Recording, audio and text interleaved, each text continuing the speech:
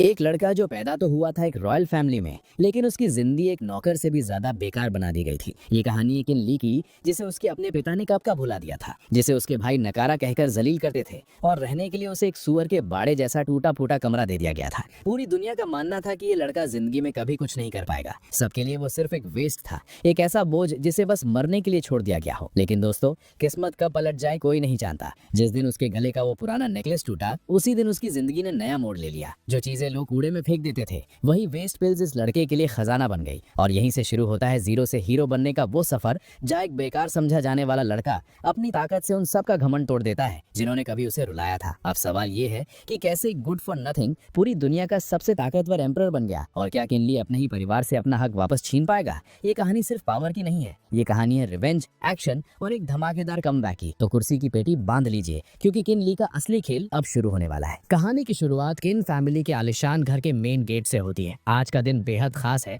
क्योंकि आज किन फादर का बर्थडे है और पूरे घर में जश्न का माहौल है।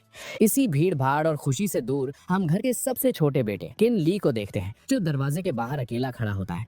परिवार के लोग और नौकर उसे नकारा समझते हैं। उसके हाथ में एक छोटा सा बॉक्स होता है। वो बस किसी तरह अंदर जाकर अपने पिता को ये तोहफा देना चाहता है और उन्हें लंबी उम्र की बधाई देना चाहता है। लेकिन इससे पहले कि वो अंदर कदम रख पाता, उसका रास्ता उसका बड़ा भाई किन यू रोक लेता है। किन यू की आंखों में किन ली के लिए सिर्फ नफरत होती है, क्योंकि किन ली के पास कल्टीवेशन का कोई टैलेंट नहीं है। वो उसे जलील करते हुए कहता है कि वो इस घर में पैर रखने के लायक भी नहीं है। किन ली बेचारा समझाता है कि वो पिछले 3 सालों से अपने पिता से नहीं मिला है और आज के दिन वो बस एक बार उनकी शक्ल देखना चाहता है। लेकिन उसकी ये मासूम सी जिद सुनकर किन यू का गुस्सा और बढ़ जाता है। वो आगे बढ़कर गुस्से में किन ली का कॉलर पकड़ लेता है और उसे मारने के लिए अपना हाथ हवा में उठा लेता है।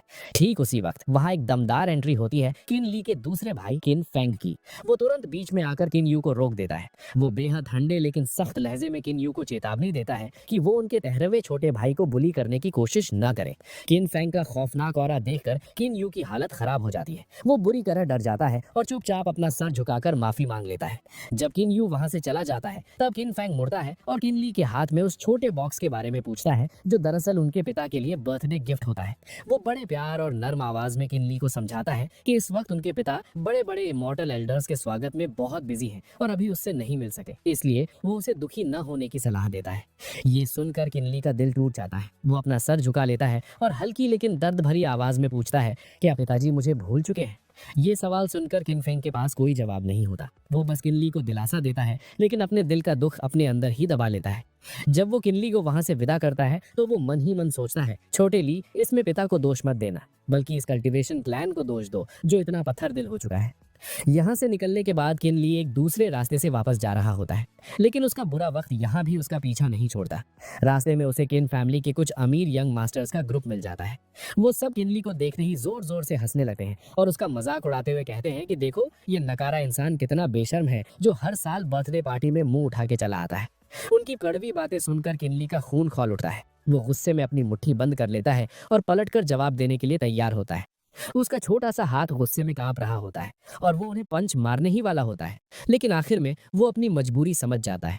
वो अपने गुस्से को घूंट कर पी जाता है और बर्दाश्त करके वहां से मुंह मोड़कर चला जाता है, जिससे उन लड़कों का घमंड और भी बढ़ जाता है। अब सीन बदलता है और हम एक पुराने टूटे फूटे घर को देखते हैं, जहाँ किनली अकेला रहता है। ये जगह किसी भी तरह से एक यंग मास्टर के रहने लायक नहीं होती। वहाँ पहुंचकर वो खुद को समझाता है कि भले ही आज सब उसे नीचा दिखा रहे हैं, लेकिन सिर्फ कल्टीवेशन के जरिए ही वो खुद को साबित कर सकता है। हालांकि सच्चाई ये होती है कि पिछले 10 सालों की दिन रात की मेहनत के बावजूद किनली अभी भी स्पिरिचुअल वॉइड रेल्म के सबसे निचले लेवल पर ही अटका हुआ है। उसी पल जो नेकलेस वो हमेशा पहने रहता है, उसमें अचानक एक दरार आ जाती है। वो नेकलेस तेजी से हिलने लगता है और उसमें से एक अजीब सी मिस्टीरियस एनर्जी निकलने लगती है। ये एनर्जी पहले किनली के पूरे शरीर को घेर लेती है और फिर अचानक उसके अंदर घुस जाती है। इसके तुरंत बाद किनली की आंखें झटके से खुलती हैं और वो जोर जोर से सांसें लेने लगता है, जो इशारा करता है कि कुछ बेहद अजीब होने वाला है। किनली उस नेकलेस को हाथ में उठाकर देखता है और गहरी सोच में पड़ जाता है। वो याद करता है कि ये नेकलेस उसे बचपन में गलती से मिला था और आज ये अचानक टूट गया। तभी उसकी आंखें हैरानी से फटी रह जाती हैं।